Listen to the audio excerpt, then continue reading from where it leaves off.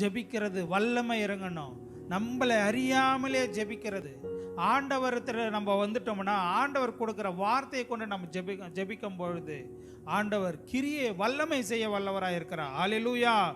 இது முதலாவது காரியம். நம்ம ஜெபம் பண்ணும்போது வீண் வார்த்தைகளை இருக்கக்கூடாது. இரண்டாவது எப்படி ஜெபிக்க வேண்டும்னா உபவாசித்து ஜெபிக்க வேண்டும். உபவாசம் போடணும். ஆஹா, என்னால் சாப்பிடாம ஜெபம் பண்ண முடியாது.